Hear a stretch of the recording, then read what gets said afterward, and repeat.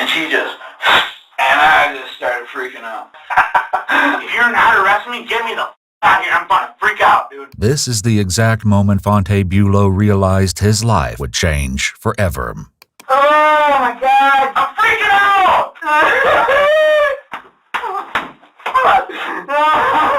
How'd she do that, man? That is so selfish, dude. Please wake up. Wake up. On March 31st, 2017, when dispatch in the small town of Dubuque, Iowa received a frantic 911 call early in the morning, it was immediately clear that something was horribly wrong. What transpired would result in a truly shocking and controversial case. A series of EWU exclusive, never-before-heard interviews shed new light, and we conducted our own investigation to uncover even more twists at the end of this unbelievable case.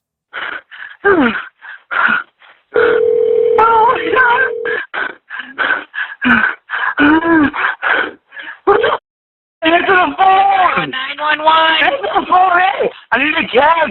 I need an 871 cane right now! I got a suspect stab right now, please! Okay, please! Listen to me. Okay. 870 cane! 870 cane! 870 cane! 870 cane! Okay, listen to me. Please! You didn't answer my questions. Where are they stabbed? It doesn't matter! Call me 870 cane! In the stomach! Okay. Come on, man! Tell him! Stop talking to me and tell him! You need to stop yelling. You need to stop. Holy! How old is the person? Why are you still my call ticket? How old is the person? You're at the police. He's just screaming 870 cane. He won't answer any of my questions. What? Oh my God, yes, 3 months old. What's your question? What's so important? How old is he? How old is he? Is he conscious? Is he breathing? Get over here! You tell me if she's breathing. I'm scared. Help is on the way. Help has been on that's the way. all I need to hear. Thank you. No, listen. Okay. Is she in the kitchen, bedroom, living room? Where's she at in the house? In the living room. In the living room. Is she awake right now? Yeah. Is she breathing? Dude, I'm not. Please, get here. God damn it. They're coming. Dude, I gotta take care of her. Get here. But listen, if she stops breathing... The dispatcher can only relay the bare minimum to her officers, so when they arrive at 870 Kane Street, they have no idea what they're walking into. However, the few details given to dispatch were not the full story, and everything is not at all what it seems. The following footage has never been seen before.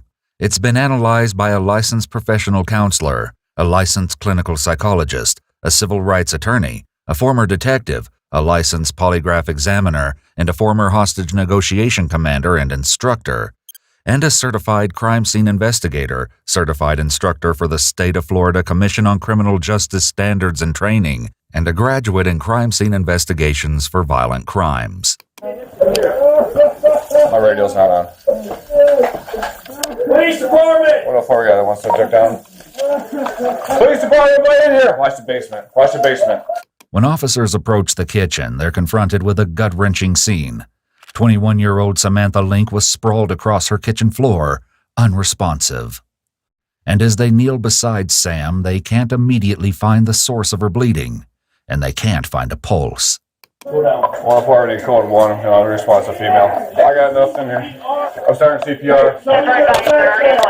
Get a med bag real quick.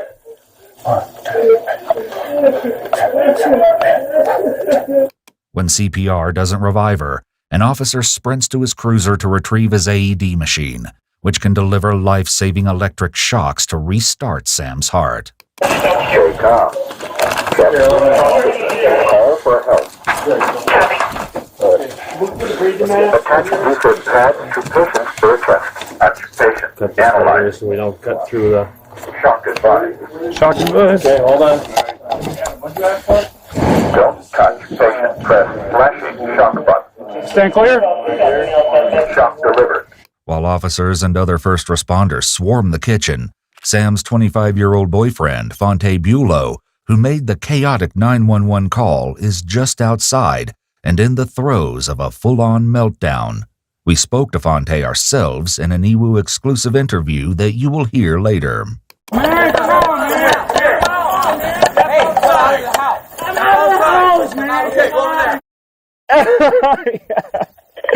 Dude, it was please get the ambulance here. I don't see anybody except you guys. Can you please get an ambulance? We have them on the way. Stand up. I know. I thought you guys. Stand up. God. Stand up for it. Yeah, dude. After what just happened, adrenaline has completely taken over. Before authorities can start any questioning, they know they'll have to wait until Fontae can compose himself. In the meantime, Fontae struggles to come to grips with what's happening. Yeah, no charges on me. I just seen some up. Come on, man. Yeah, we're not resist. Can you carry me in a different way? Just walk. I can't. Like, look. Can you walk like this? Let's go. Not a bad guy. Just seen some. You got anything on you? No, dude. I'm not. All right, take a seat. I am. I'm cooperating with you. I just seen some up. I hope you understand. I do. No, you don't. I don't have one criminal charge against me. Okay, can you please relax. help me out? Relax. I'm going to talk to you, okay? When, man? Right now. Was she dead? Come on, man. Is anybody hearing me? Do you know what's going on? Stop. Stay in the car. Stay in the car. I'm going to talk to you, okay? She's getting help right now. Is she okay? Yes. Ambulance is here. Medical staff is here. Okay. She's okay. Thank you, okay? Man. As Fontae gives police bits and pieces of information, a rough story starts to emerge. What started as a fun night out led to an alcohol-fueled spat between the couple. I'm arguing with her, and it's the final straw. I'm like, dude, we're done. She's just like not trying to hear it because she never thought I would go that far, but it is, dude. It is. What am I looking like? Look right now. You know what I mean? Over with. But soon, a simple argument escalated into the unthinkable. So she's up there, and I'm like, I'm done. And she just stabbed herself in the stomach, dude. She stabbed herself? Yes. Why did she stab herself, do you think? Because she is upset with me. One of the few clear things Fontae had been able to share over the 911 call was this. Before I send any of my units in there, I need to know where the knife is, who stabbed them, if they're breathing. Do you know any of that? It's me and her. We're in an argument. Okay. She is depressed and stabbed herself. She is not right in the head. In the chilling aftermath of the events that morning, detectives find themselves untangling a disturbing story, and they will soon uncover that it's far more twisted than things first appear. In 2017, Sam Link was working as a certified nursing assistant, helping families in need. She was a celebrated local soccer player and known amongst her friends as an outgoing person. Fontae was a football and basketball athlete throughout school and shared Sam's love of sports. Everyone really loved Fontae, everyone gravitated towards him. So I've known Fontae for almost 20 years. We met during our first week at Jefferson Junior High. He's friendly and a very loving person. In an exclusive interview with EWU, Fontae discussed the beginning of his relationship with Sam. She was really nice, she seemed really happy. It was easygoing, No one expected that a couple so full of life would end up in such a dark and terrifying situation. As first responders work to save Sam's life, police bring Fontae back to the station to answer a few questions. At first, I was just like, oh, it's just protocol. He was the only one on scene. But once he's had a few moments alone to catch his breath, his behavior is curious, to say the least. However, this could be due to the fact that he's been assured Sam will be okay, and the first responders are doing everything in their power to save her. Regardless, his behavior comes off as disturbing.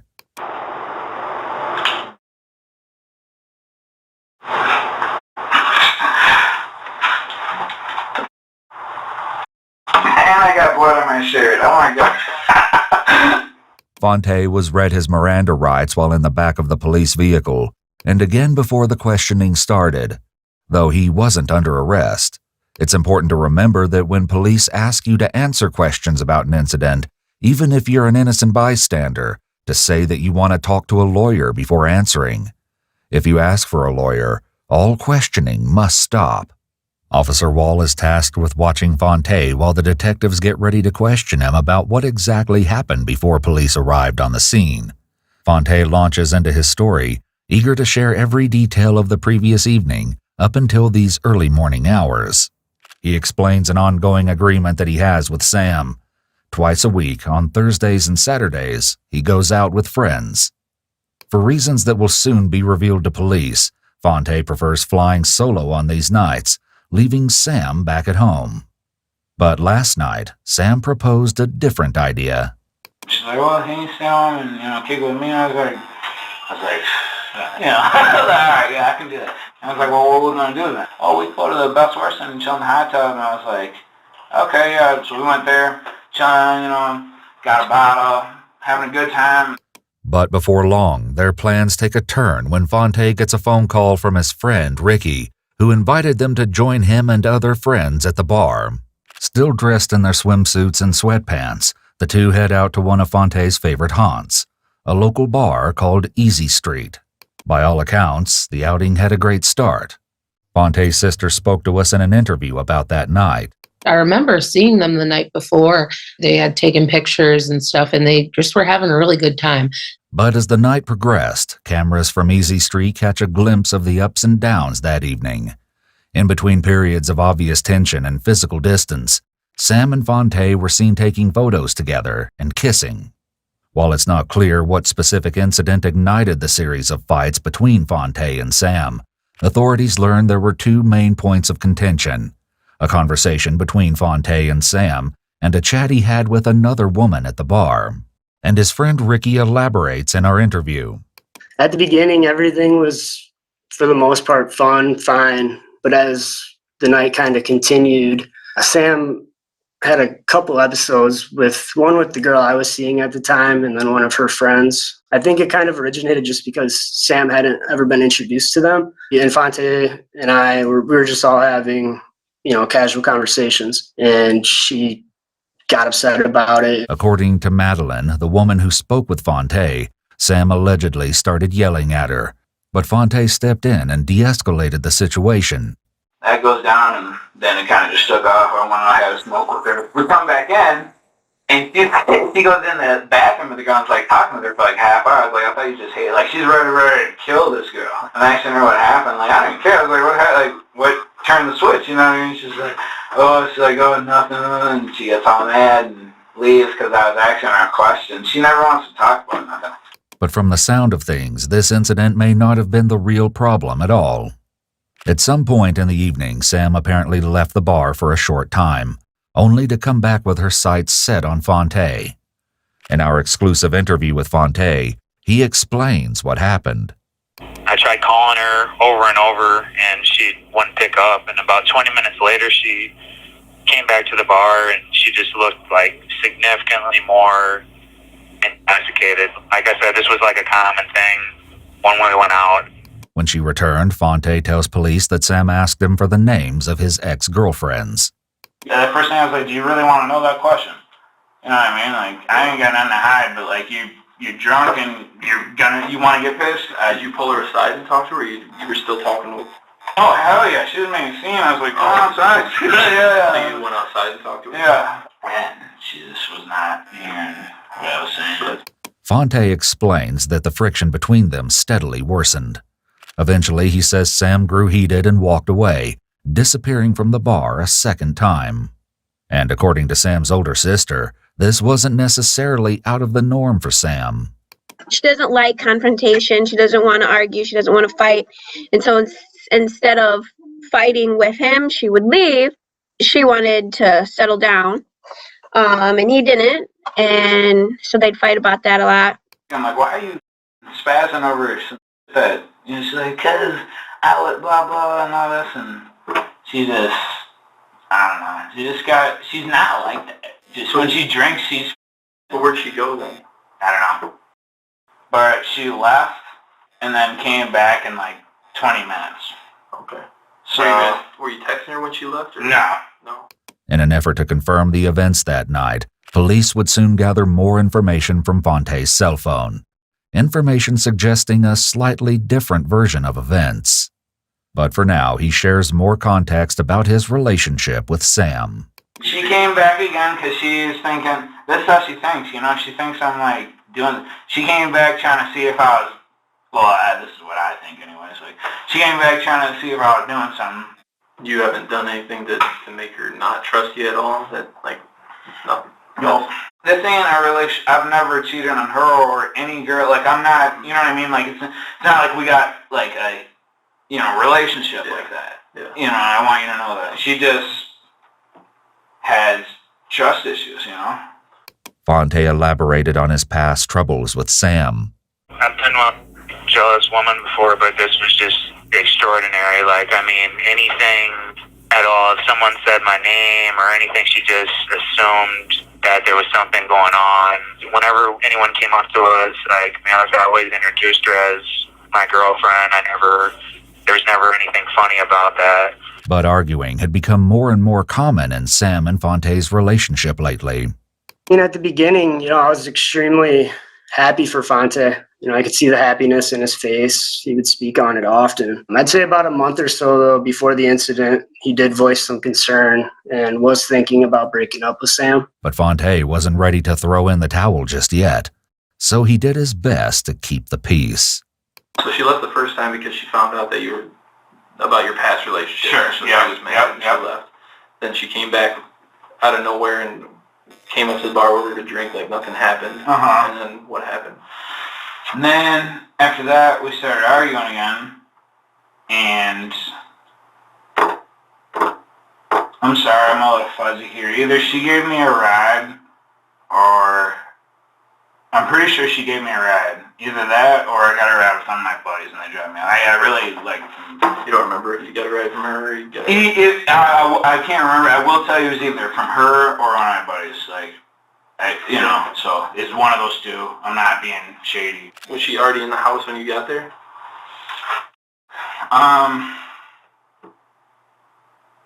Man, this is hurting me right now, isn't it? No, I'm just wondering. I just want everything to add up. So I know. It's really important. Fontae's memory is fuzzy in other areas too. Even though he denied texting Sam when she left the bar that night, court documents reflect that he fired off at least 8 messages in a span of under 2 hours. He wrote, "You're doing dumb shit again trying to ruin us. Why? You're such a hypocrite. You think I didn't hear about you from your sis and her friends? Grow up, it was before us. You're pushing a good thing away. This is what I'm talking about. What if I did this? I'm by myself looking stupid, so I got 2 minutes and I'm leaving. Nobody knows where you are, like always."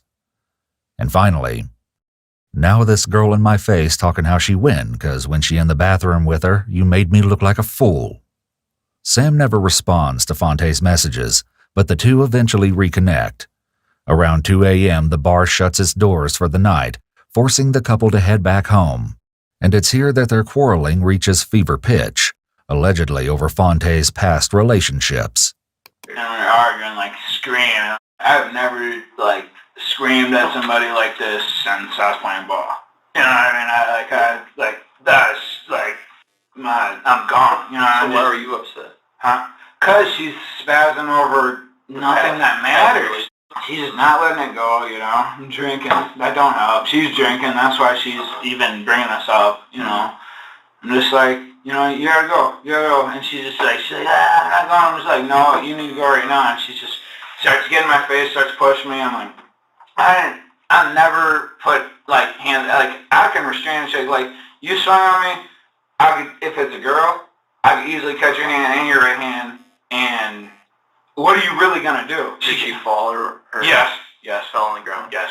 So you pushed her against the wall or? No, I pushed her back for myself. And she She fell on, came back at me again. Was like, stop, grabbed her. She's trying to punch me, but I got her arms, I was like, stop. So she was on the ground, sitting down, and I grabbed her like this. I did not touch her. I grabbed her. I said, let's go. You know what I mean? And you tried to get her upstairs? Yes. Yep. And she's swinging on me. I'm like, yeah, it's all I'm doing is, even if she's hitting me, I'm taking them, But when it gets out, she can hit. Like, whenever that pushed her. That was the worst I did to her. Even as police ask things that would make the average person anxious or uncomfortable, Fontae responds with an eerie flippancy. Those scratches, you got a couple scratches. I do? Yeah, probably. Does she have long nails or? I don't know. I mean, she's not like a diva, like normal. They look kind of like nail marks or something, so. Yeah.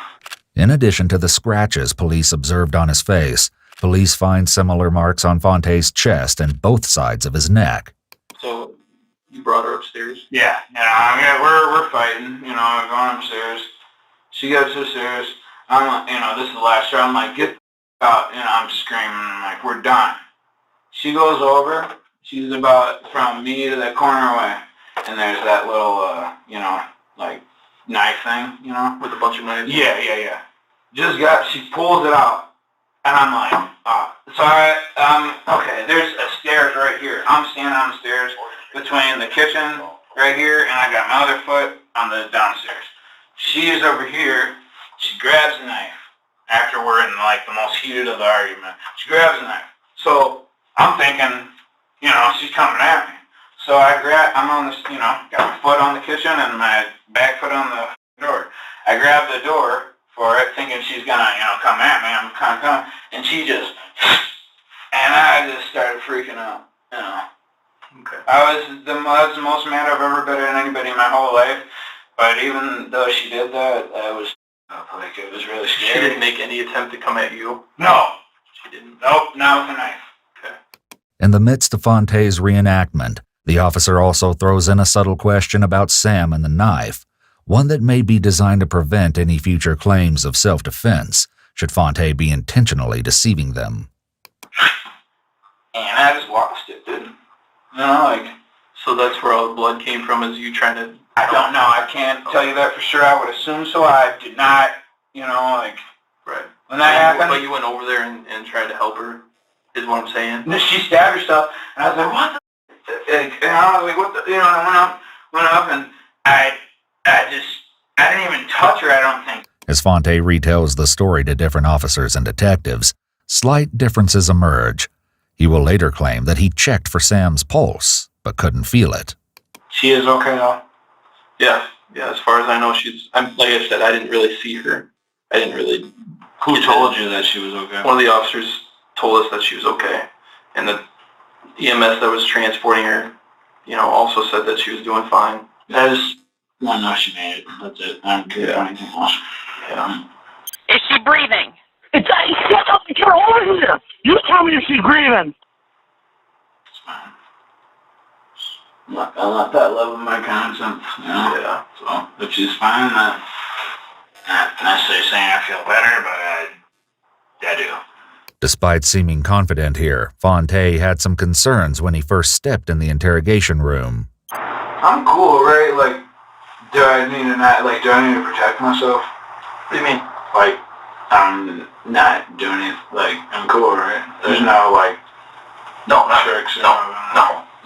Basically why we're doing it in here just because it's going to be recorded. Right, it's fine. Yeah. That's fine. I mean, everything's recorded anyways, but... Sure.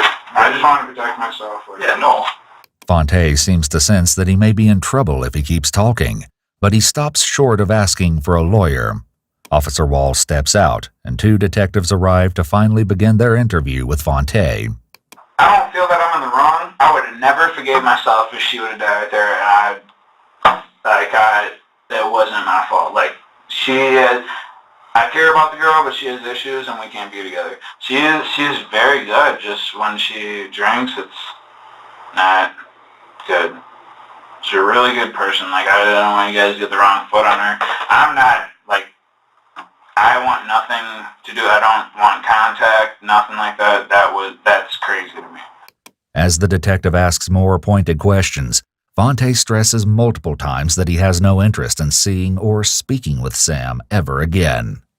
The scratch and stuff, you got a little bruise on your... Was that from her, or...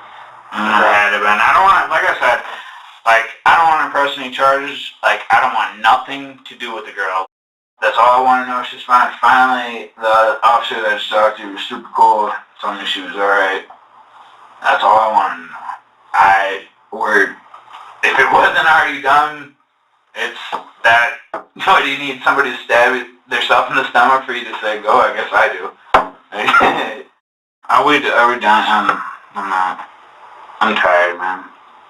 Like, I've had 3 people come. I'm answering the same questions for you guys. Am I arrested or not? Oh, we're still. Just a question. Yeah, we're still kind of trying to piece things together, to be Am I honest with you. arrested or not? I honestly don't have a straight answer for you. I need one, or else I'm gonna leave. Okay, well, let me figure out, because the county attorney's outside. Okay. And let me talk to them. Sounds good. Later, a deposition of Sam's ex-boyfriend would reveal an incident that rings eerily familiar to the one that Fontae has been describing to police. In his statement, Sam's former boyfriend describes an argument between himself and Sam that ended in her suddenly and angrily reaching for none other than a knife. But he alleges the fight ended when he took the weapon away from her, before she could harm either one of them. The similarities are hard to ignore. 2 fights, 2 different boyfriends, and 2 knives pulled in the heat of the moment. But as Fontae's grandfather alleges in an exclusive interview, Sam's past relationship may have been a catalyst for this type of behavior. Here he makes a claim about Sam and her ex. Note that he's not talking about Fontae, but rather the same ex-boyfriend who gave a deposition about Sam reaching for a knife during an argument. They fought a lot and actually fought physically. And evidently, it was physically the point that he would hit her. If these allegations are true, Sam may have felt that her argument with Fontae would also turn physical, leading her to grab a weapon, perhaps in self-defense. But this case is anything but clear-cut. Sam was diagnosed first with borderline personality disorder and then later with bipolar disorder. She reportedly told a hospital staff member, "I feel every day, and no one will help me." Confidential documentation would later allude to Sam's intent to end her life, perhaps on multiple occasions, as well as the means by which she would do so, stating that she would grab whatever she could find. But Sam eventually began a treatment plan that seemed to stabilize her condition. In fact, Sam paid a visit to her psychiatrist just 1 day before the incident, and the medical note suggests she was doing well. She rated herself with a low depression score. In any case, police need something more concrete to guide their investigation. What could I possibly do to make somebody want to stab themselves in the stomach? Yeah. You get what you feel me? Like, yeah. I hope somebody believes me. Because it looks bad, I have blood on my thumb and my shirt. But I'm left-handed though. That makes me look a little good, right? I hope. I've taken her to counselors. You stab yourself in the stomach. I'm not whatever the people that do. I don't know. She's nuts. I know that. She's all girls are crazy. She's a little more crazy, but not like that. There's a switch that hits sometimes, and she just comes in. Was she like cursing at you, like yeah, and all that kind of stuff? Or? Yeah, well, that's any girl, right? You know, she's a freaking furious female. What Fontae doesn't know is that police will soon get more first-hand accounts of what happened at Easy Street. And this time, the details come from Sam's friends. Sam was with 3 different women at the bar, and according to their statements, she sat in her parked car outside of Easy Street at one point, crying. In the heat of her argument with Fontae, he allegedly threw her cell phone and purse. When one of the friends went inside to retrieve her things, Fontae reportedly refused, snapping that Sam could get the phone herself. And in our interview with Fontae, he doesn't dispute this. I mean, the whole rest of the night, Sam and I were just really arguing a lot, and she just kept leaving from the bar and coming back several times. And each time she just came back more and more like intoxicated. She was actually prescribed Xanax and Adderall, and when she mixed them, like when she was drinking, it's always bad. Plus, she was on a lot of antidepressants and things like that, so it got worse and worse as the night went on. And as the bar neared closing, friends say they offered Sam a ride. For a potentially life-changing moment, she considered leaving with them. Sam and her friends were interrupted when Fontae approached her car. Witnesses recall overhearing Fontae, and it was clear to them that he didn't want her to leave with friends. Ultimately, Sam decides to drive herself and Fontae back home. If eyewitness accounts are true, it seems Fontae left several details out of his original timeline. Maybe these omissions can be written off as nerves or lingering intoxication, but police are still left wondering what else they don't know.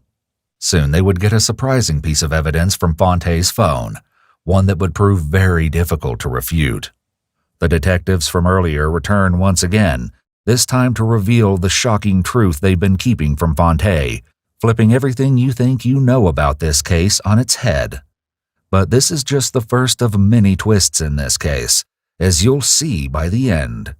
We're investigators, you get that, right? Yeah. Cool. So this matter is pretty serious.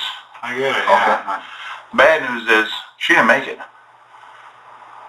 Your girlfriend is dead. Yeah, I'm sorry to break that to you, but this is the seriousness of this. As he's confronted with the terrible news that Sam has died, Fontae appears to freeze. He's been highly animated until this moment. It could be the shock of loss, but his response seems to be an example of cognitive overload, and could be him processing what to do next and if he now may be facing charges. He's clearly reeling. So I know you're a little... She did not make it.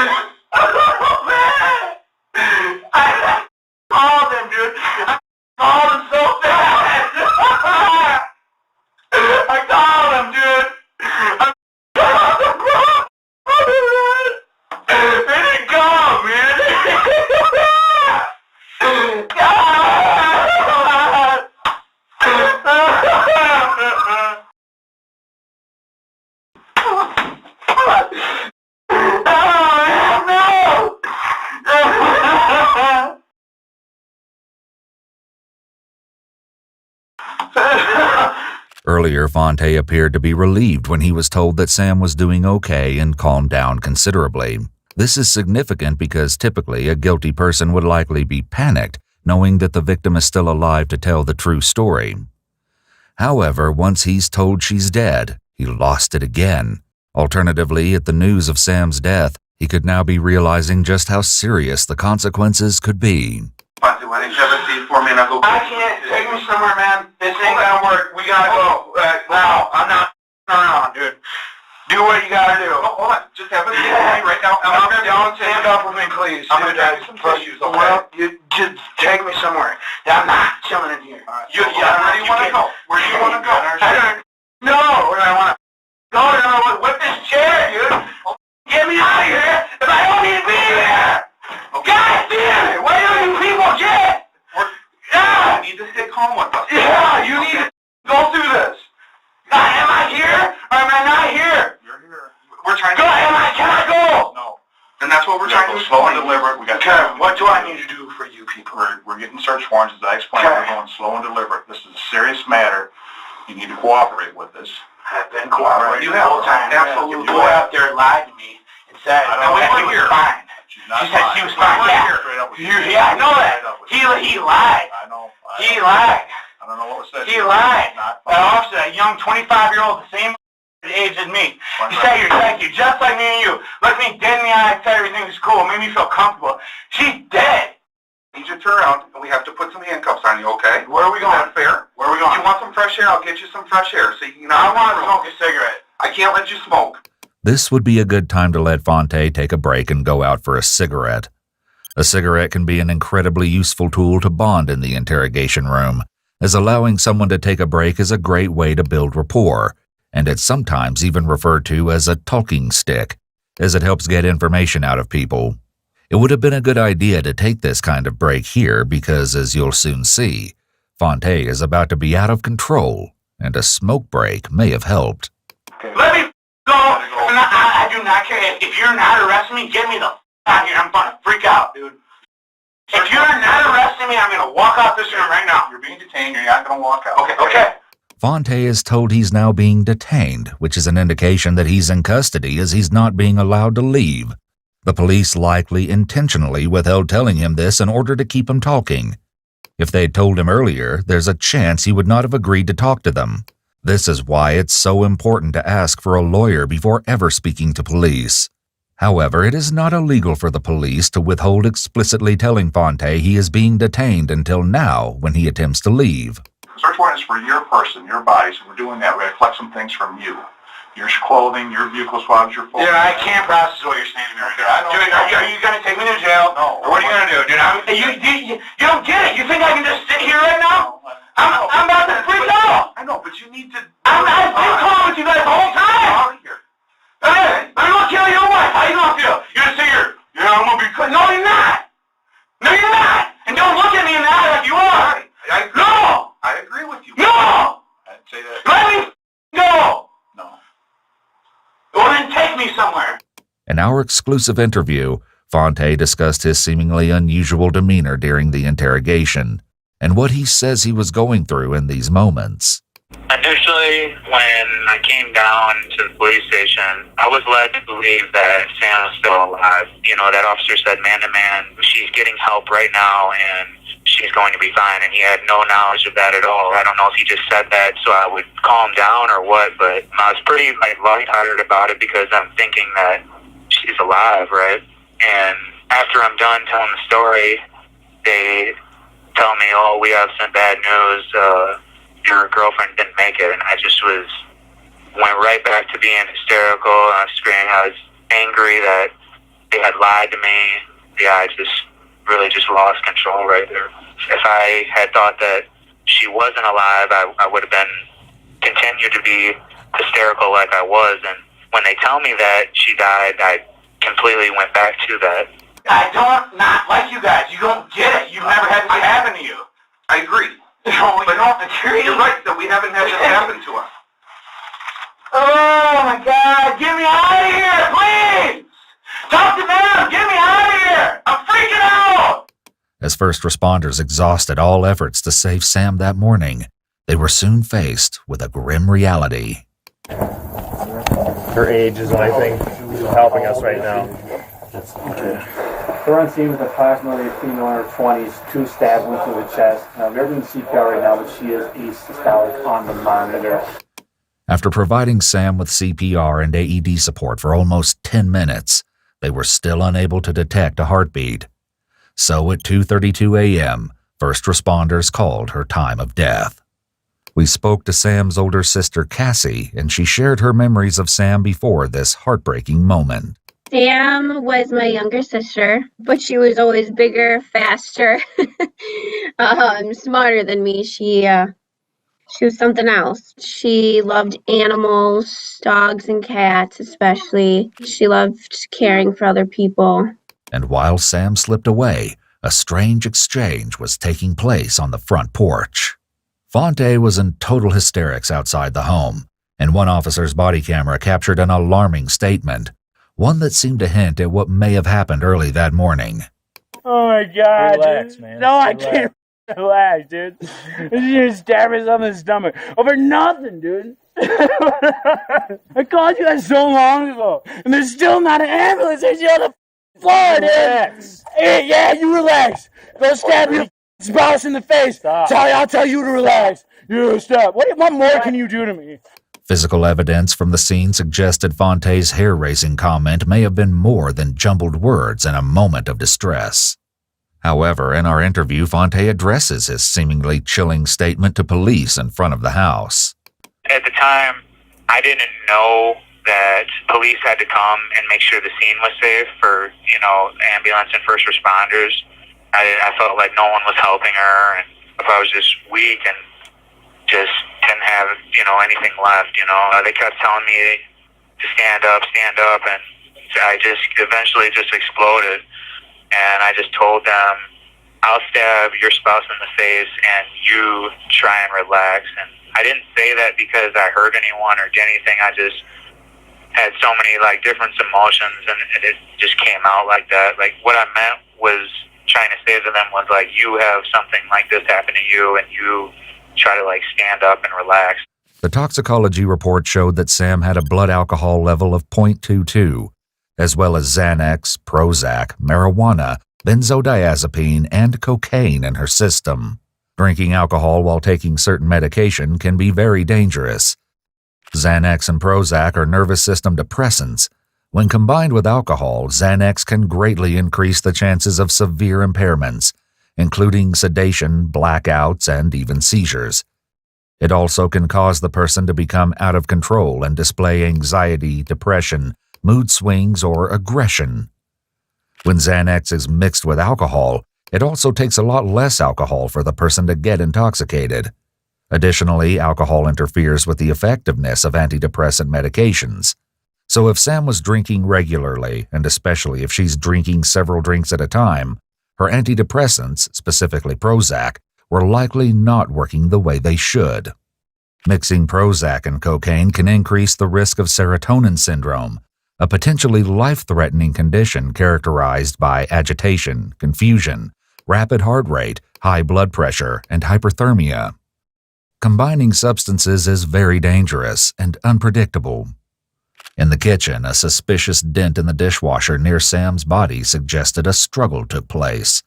As for Sam, she was visibly disheveled. Both of her boots were kicked off her feet, and her hair was pulled out of her ponytail.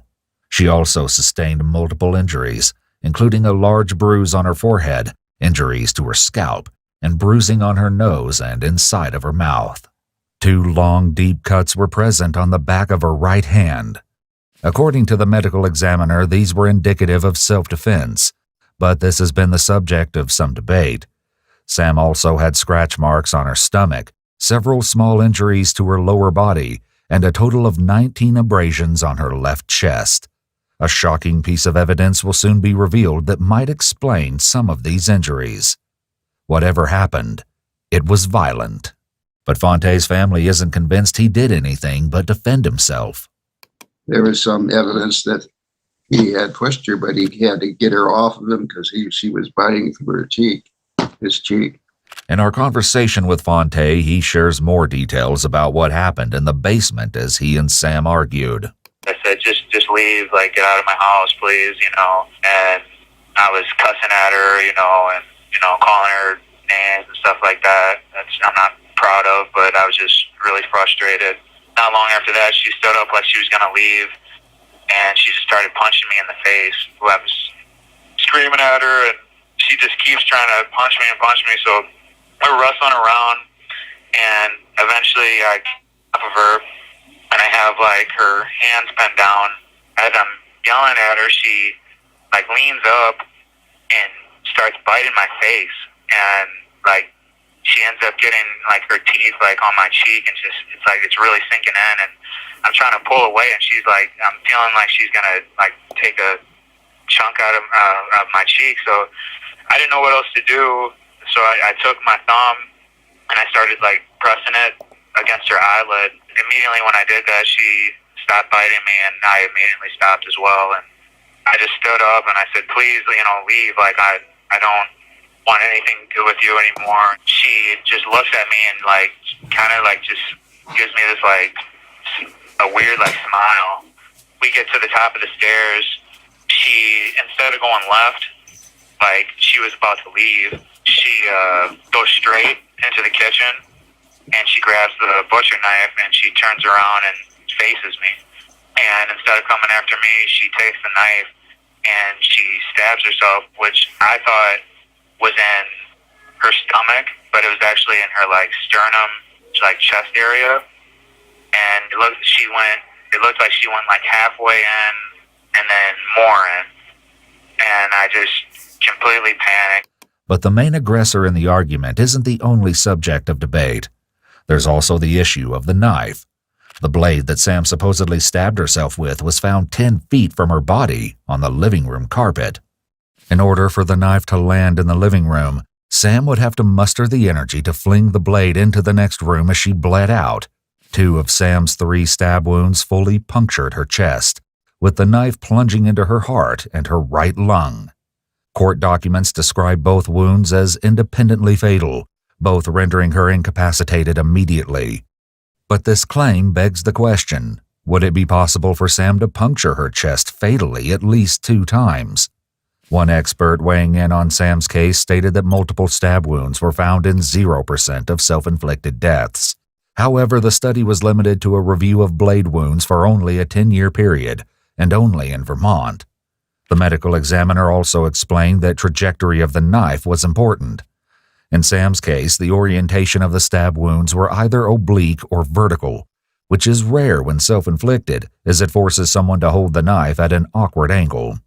It's important to note that despite these claims, professional opinions still vary. In the same Vermont study referenced by experts in this case, researchers noted that circumstantial evidence plays a crucial role in determining who caused blade wounds, as no characteristics they studied were surefire signs of homicide or self-infliction. Additionally, there are many other cases where people had similar wounds and did not die instantaneously. According to WHO estimates, approximately 1.6% to 3% of self-inflicted deaths were performed with a bladed weapon. For example, a 30-year-old man was found dead in his flat with more than 40 stab wounds to his neck, chest, and abdomen. These wounds were arranged in isolated groups, within which they showed similar directions and had a transverse orientation. It appeared that, like Sam, the man consumed cocaine, and all of his wounds were self-inflicted. Another example is that of a 72-year-old woman who was found dead in her bedroom with a 4-centimeter vertical stab wound in the abdomen, similar to Sam's. A blood-covered knife was found in the top drawer of her bedside table, along with bloodstains in every room of her apartment, consistent with long-lasting physical activity after self-stabbing. In another shocking case, a 44-year-old man stabbed himself in the heart with a kitchen knife and then ate lunch with his aunt before dying. Research shows that death can be delayed after vascular trauma like Sam's, so it's nearly impossible to be precise about the estimated length of survival time following fatal injuries like hers. An unusually shaped blood stain found near Sam's body seemed to mimic that of the large knife, suggesting the blade may have fallen beside her right hand. But court documents argue that the blood stain in question came from Sam's right hand, which smeared across the floor as first responders moved her body to render aid. But in spite of conflicting evidence and research, it's still the medical examiner's opinion that Fontae's story doesn't completely add up. Fontae argues that there's more to this scene than meets the eye. If I was the one who grabbed the knife, why would Samantha switch places with me and put herself into a corner? I actually had another expert, his name was Dr. Brad Randall of Dakota Forensics. He explained that these were offensive wounds and not defensive wounds because they were on Sam's ring and pinky finger only, and that defensive wounds are typically pokes and slashes on the forearms, or if they're on the hands, it's usually on the palm or pointer and middle fingers from them trying to grab the blade and defend themselves. Dr. Brad Randall explained that the cuts on those 2 fingers were caused by Samantha stabbing herself with the blade facing down, and the knife slips when she makes contact with herself, thus cutting her ring to pinky fingers only in a diagonal cut. In line with Fontae's statements, the medical examiner actually acknowledged that someone else might have ruled Sam's death as self-inflicted or undetermined. In fact, a second forensic pathologist brought onto the case disagreed with some of the medical examiner's findings, and specified that they believed the manner of death was self-inflicted. We requested the autopsy report so that our team's certified crime scene investigator could review it, but we were denied at every turn. We received a vague report, but any officer reports and crime scene technician reports were missing. Though the autopsy would have been extremely helpful to create a better picture of what happened that night, the officer reports and crime scene reports paint the best picture.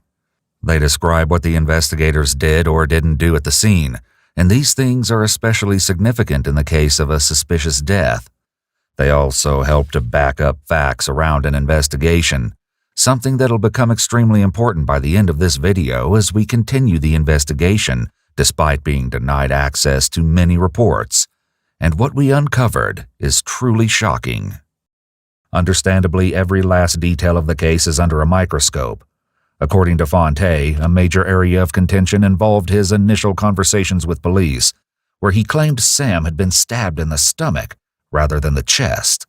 While it's worth looking into any inconsistencies in this story, as Fontae says, Sam was wearing a loose sweatshirt, making it difficult to tell exactly where her wound was located. When she stabbed herself, she immediately collapsed and didn't make any noise. She didn't scream or anything at all. She just turned around, looked right at me, and did it. Like, I had no idea she'd even seen that coming, or I didn't see that coming. I had no idea that she was about to do that at all. Fontae doesn't dispute how strange things appear. Instead, he offers what he considers grounds for reasonable doubt. It probably is a little hard to believe that someone would choose that way to stab themselves. It happened, and just because something's uncommon and that it's impossible or that it didn't happen. She left a bloody fingerprint near the handle, and the state said that there wasn't enough rich detail to tell if the print was made by Samantha's fingerprint or mine. Samantha had 2 cuts on her ring and pinky fingers only, so obviously the bloody fingerprint was made by her hand and not mine. That was a big thing in the trial, that they said that they don't know whose fingerprint that was. This is the kind of thing that the officer reports and crime scene reports would be able to shed some light on if we hadn't been denied access to them.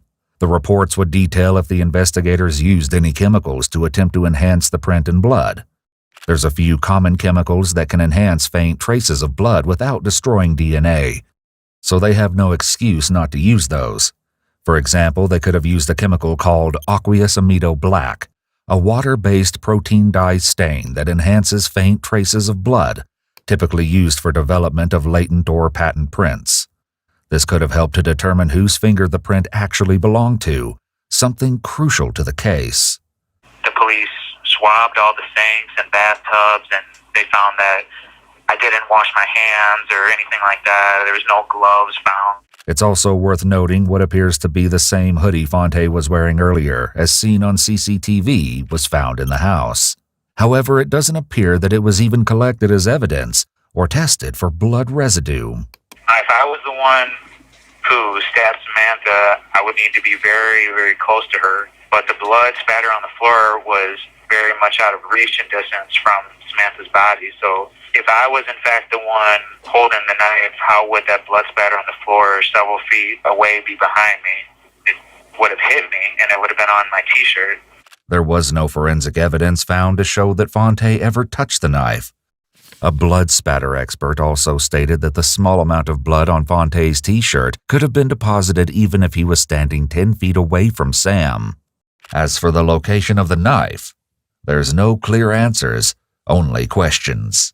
Yeah, to this day, I do not know. I mean, when I was calling 911, I know that I was running back and forth. We talked about maybe, did I kick it? I don't believe that I kicked it. 8 to 10 feet is a distance, but it's not, extremely far. It could have bounced or anything like that. It was on like a tile floor. We also discussed the possibility of when the paramedics came in, they said that the scene was very chaotic, and I wondered if maybe one of them accidentally kicked it too. A lot of different things could have happened. In any case, police weren't willing to let Fontae leave interrogation without more answers. We're gonna thank my mom. You guys better thank my mom. I'm going nuts to wrestling. Okay, we're not gonna arrest you right now. Yeah. But I just want to put these on just so, okay? No. Just so we can get some fresh air.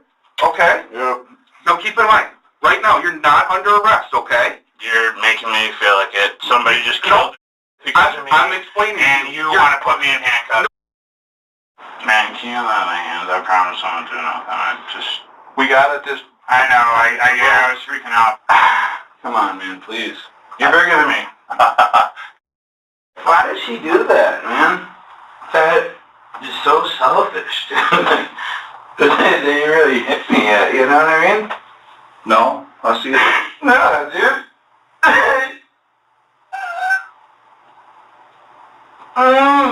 Man. As shocking as this case has been so far, most of the twists have yet to be revealed, including a never-before-heard interview. Things are about to really go off the rails. I'm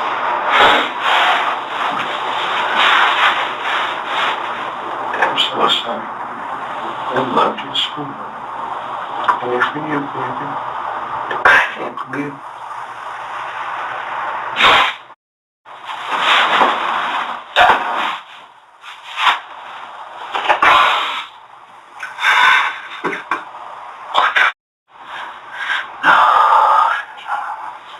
Please wake up. Wake up. Please come back. Please, man. Come on, man. When an officer returns to keep an eye on Fontae, he continues to ramble. I don't even know why she did that. Like, she has some issues, but like, none like that. But like, I only been dating her 8 months. You know what I mean? Like, what?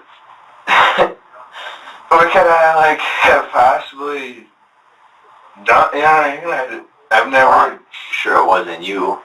Someone's gonna do that to themselves, you know, that's kind of... Why did it have to be on me? Like, I'm so good, like, I'm from here. Like, I'm so connected with her family and her sister, and Yeah. I'll always feel like this is my fault. I can't believe she's dead, man. I know she did not mean to. Like, she gotta be looking like salty as hell right now. Fontae inspects his reflection in the window to get a closer look at his injuries, but can't resist yet another interesting comment. This time about the bloodstains on his shirt. Oh yeah, she did get me, huh? Yeah. I didn't even know. I heard you guys talking about it, but I didn't really see it. Yeah. Maybe that's my blood. Very well could be. No matter what Fontae says, police have already found some shocking evidence in the most unlikely of places. Fontae's own cell phone. The following clip is just minutes before Sam's death, when Fontae recorded a video that partially documents their disagreement. But it's what police don't see that raises the most suspicion. Stupid ass. Sitting here. Get out my house, please. Get out my house, please. Yep. Seriously, Yep. Get out of here. Get the rest of the stuff from here. Don't get dumb. Okay? Don't ever get dumb. You can get out right now. Finish your talk with your boyfriend that you had. I'm not a woman beater. In this video, there were no visible injuries to Sam's nose and forehead, suggesting she sustained them right before she died. While this video looks damning to some, Fontae's friends and family notice something different. Instead of damning proof of an attack, they see it as grounds for reasonable doubt. When Sam comes running at him and he's laughing and he's saying, "I'm not your ex-boyfriend. I don't hurt girls. I don't do that. Like, I'm not him." But the abrupt end to the video left many wondering what wasn't documented and why it cut off so suddenly. The phone that I had, you had to like hold the button to like record it. Kind of like a Snapchat kind of scenario. When she came at me, she first punched me in the face and I just dropped the phone. To be honest, I'm not sure why I started recording it, and I think I just wanted her to leave. I knew that probably was going to irritate her. Meanwhile, the disbelief some of Sam's family first felt about Fontae's guilt gradually began to shift. After the evidence came out, it all made sense, and I completely believe that he did it. Fontae's interrogation ends soon after, but just before officers take him away, he leaves authorities with some curious final words. What could seriously happen worse than this? you of something, then let me know. That's pretty bad. I'll never forgive myself. Despite his interrogation coming to an end, some of the most shocking details were yet to be uncovered. Ultimately, the impact of Sam's death would be vast, transforming the lives of countless friends and family members entirely. Yeah, so the evening that Samantha passed away, is one that will always be in my mind. It's a tragedy. Like I said, Samantha was a young girl. She was 21 years old. Fontae was arrested for murder in the first degree, but it was at trial where more was revealed about what may have happened that night, and even more twists in this already shocking case. Fontae lied to police when he told them he immediately called 911. Phone records indicate Fontae made another call first, to his friend and housemate BK, who also owned the home he lived in with Sam. Along with a sobering reminder, Fontae offers a glimpse into why he made that choice. I didn't know what to do. I called him and it rang for a couple seconds, and then I guess I was just panicking. And then I immediately called 911. I've never called 911. I've never been in a situation to call 911. I didn't know what to do. I just remember realizing that was, that wouldn't help, and that's when I called 911. When people say, oh, you should have did this or you should have did that, you don't know what you would do when you get into a situation like that. When something like that happens, I don't know, you kind of just react. However, according to court briefs, Fontae allegedly said to an officer, "I thought that was dead." When we reviewed the interrogation, we did not hear Fontae say this in the officer's presence, but rather, I thought she was dead. Even so, Fontae's loved ones feel he wasn't granted a fair shot at justice. Frankly, there were a lot of things that took place in this trial that will make you raise your eyebrows. And he isn't kidding. Through our own investigation into this twisted case, we uncovered even more unbelievable details, including a shocking, never-before-heard interview with a jury member. Innocent till proven guilty just didn't seem like much of the case here. I understand how hard it is to wrap your head around somebody doing that to themselves, but the lack of investigating before charging him forced their hand to kind of do whatever it takes to save face. Fontae stands firm in his belief that authorities had their minds made up about him.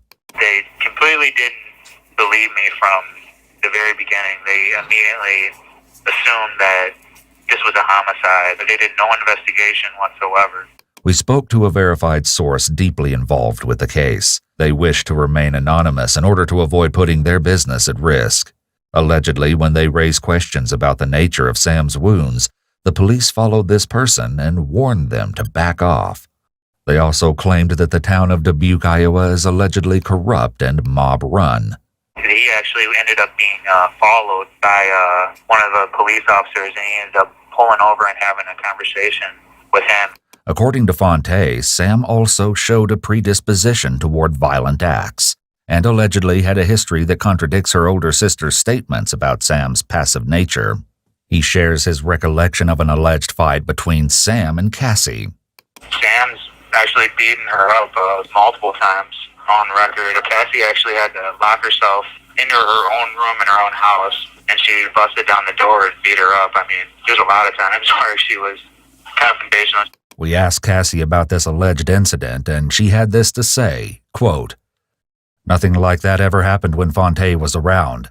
I believe he's trying to make Sam look like the bad person in this story. Sam and I argued at times like sisters do, but we were always very close and didn't fight often. She got physical with me once, but Fontae wasn't there." At trial, Sam's mental health records were excluded as evidence. Fontae's friend Ricky shared more about the trial. Fontae had to waive his right between either a speedy trial or being able to cross-examine all the jurors. He had to pick one. You have the right to both, So that was weird. Court documents indicate that the judge, Monica Ackley, required Fontae to either waive his right to a speedy trial or waive his objection to the racial distribution of the all-white jury. During jury deliberations, a court officer stated that the jurors were arguing so loudly they could hear them from outside the jury room. In an exclusive EWU interview, Andrew, a holdout juror, explained his position, and upon reflection, Andrew didn't think things looked good for Fontae before the jury was even selected. I looked around the room. There's 200 or a little more than 200 people to select from a jury pool. I said, he's the only black person in this room. Andrew admits he was initially very skeptical of Fontae, but he was willing to keep an open mind. A lot of people just assumed, like I did, when I saw that there was a dead girl and he's being accused of stabbing her, and I'm like, oh, yeah, he killed her. After that first day of trial, I said, I believe he killed her, Lord, but I said, I'll give him the benefit of the doubt. I'll pay attention to what goes on in the trial, and we'll go from there. As the trial went on, I became less and less convinced that he actually killed her. Andrew's logic. The evidence presented wasn't compelling enough to say anything for certain. Among other things, he took issue with some of Sam's injuries. So the guy that did the autopsy, when they asked him about the cuts on his hand, he didn't explain it. He just said those are defensive wounds. And when I saw where the cuts were on her fingers, I was like, that's not consistent with him stabbing her. If you're being stabbed in the chest, your hands are going to instinctively fly in front of your chest to try and block the knife. You would have cuts on your hands other than where she had those cuts. See, he just dismissed it out of hand. I'm like, well, you didn't think that through very much. I mean, this was a serious matter. There was a dead girl, and he's being accused of murder. And, I took it very seriously. And according to Andrew, the judge left no question as to what the jurors were charged with deciding. It was made very clear that if you have reasonable doubt, then you cannot convict. But allegedly, any sense of cooperation among the jurors quickly dissipated at the first sign of conflict. I told the other jurors, I said, I've paid very close attention to what's been going on in there. And I said, based upon everything I've seen and heard, I can't convict this man. And that's when immediately the other juror said, well, if everybody's like you, then nobody would be in prison. And right there, they set the tone for the rest of that deliberation.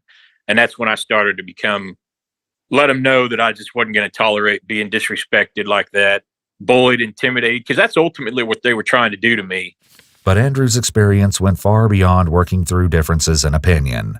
He says some other jurors were downright antagonistic. 2 of them were attacking me. And the other girl who wasn't going to convict, they didn't treat her the way they treated me. They would ask her questions. Why do you think this? Why that? They were not civilized towards me. At one point, we were like, we're not going to agree on this. Let's tell the judge that it's a hung jury. But the judge was like, nope, keep at it, keep at it, keep at it. After the confrontations, it just became a very hostile room to be in. One female juror was actually crying because of all the hostility in there. They were absolutely determined to throw him into prison, and they weren't going to be persuaded. Eventually, some of Andrew's fellow jurors allegedly accused him of not honoring his oath as a juror. And this is where Fontae's case takes another appalling turn. That Friday, before we were dismissed for the weekend, the judge pulled all of us into the courtroom and admonished all of us that we have a responsibility as jurors to deliberate. Well, that Saturday, the next day, I wrote that note to the judge and then had it presented to her the next Monday. I asked the attendant if she gave the judge the letter, and she said, yes, I did, and she read it. Unbeknownst to me, the judge sent a note to the jury foreman asking for my identity, and they gave her my name without my knowledge of this happening. Reading that note, you can tell I was not going to convict him. I was not going to let the other jurors bully me into making a decision I didn't feel was right. She told the prosecutor and the defense attorney that she decided to have me removed from the jury before she read that note. And I know that that's a blatant lie. She lied to the prosecution and the defense. That note is why she kicked me off that jury, because that judge wanted a guilty verdict, and she purposely manipulated that verdict. According to Andrew, the way he was treated had a ripple effect on other members of the jury. The defense attorney asked me what had happened, and I told him. They said, would you be willing to come in and sign a sworn affidavit to what happened? And I said, absolutely. And the other girl who had changed her verdict out of fear, she had told them that the judge came in there after kicking me out, threatening to prosecute me and stuff like that. She said after what they did to Andrew, she said, I'm a single mom. I don't need that kind of trouble, so I changed my verdict just to protect myself, which is exactly what that judge wanted. Ultimately, after Andrew was ousted from the jury, his replacement as well as the remaining jurors voted to convict Fontae of murder in the second degree in 2018. He was sentenced to 50 years in prison. We reached out to Judge Ackley for comment, but didn't hear back. We also reached out to the other jurors, but they declined to be interviewed. In 2020, the Supreme Court agreed to give the case a second look. The first judgment was reversed, granting Fontae a new trial. But Fontae's victory was short-lived. Andrew noticed a similar theme with the second trial, which was presided over by the same judge. Investigator who had talked to me, I told him, I said, if there's no black jurors on that jury, he's going to get convicted again. He told me, he said it was an all-white jury again. Once again, you had a bunch of jurors who were not going to be persuaded that he did not kill her. As far as they were concerned, he's guilty. Throw him in prison and let's be done with it. You know, I hadn't had a lot of faith in the justice system anyway, but that pretty much just destroyed it. After the second jury deliberated for over 6 hours, Fontae was convicted of second-degree murder once again. Perhaps coincidentally, Judge Monica Ackley has come under public scrutiny for recent rulings, including the decision to allow a former police officer convicted of assault go without prison time for a third-degree attack on a 14-year-old girl. One media source also highlights Judge Ackley's low performance scores in the Iowa Bar Association's review for judges. In any case, Fontae doesn't hide that the system is wearing on him. The reason I got my case overturned and the reason that I feel like we're here today is because it's seriously so unbelievable how I got convicted twice. Obviously, Sam and I had both been using drugs and alcohol that night. I blew a .11 and she blew a .24, like along with Xanax, Adderall, antidepressants, and all that. Like she also had like the ability to not feel pain from all that. On the day before Samantha's death, she seen her doctor and he reported on record saying that Samantha had been feeling much better since being with me and had no thoughts about it. But on that exact same day, my investigators found text messages on her phone saying that she just tells her doctor what he wants to hear so she can get her Xanax and Adderall and get out of there. And I just feel like I've been a nightmare for 7 years. Sadly, after his second trial, Fontae's mother passed away from breast cancer. But she was a fierce advocate for her son until her last day. She never would give up. No. And she'd go to see him. No matter how sick she was, we'd always go every other week and see him, and she would be in the car until she couldn't be. I would be just the happiest person in the world if he could come home right now. It would just make my days so much brighter just to see him and have him home.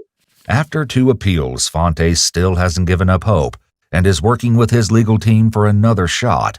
But for now, those who loved Sam are focused on keeping her legacy alive. My second born, his name is Leo because Sam was a Leo. Some of Sam and Cassie's relatives were in the background of the interview listening in, though not on camera. They began to argue and the interview ended abruptly shortly after.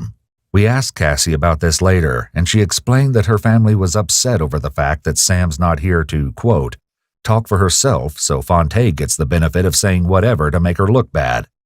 It's been 7 years, and yet here we are still having to deal with Fontae trying and doing anything he can to get away with murder. We gave Cassie the opportunity to address Fontae's other comments without her family present, but we didn't hear back from her. Sam's bright and caring spirit will not be forgotten. And as for Fontae, time will only tell what comes next.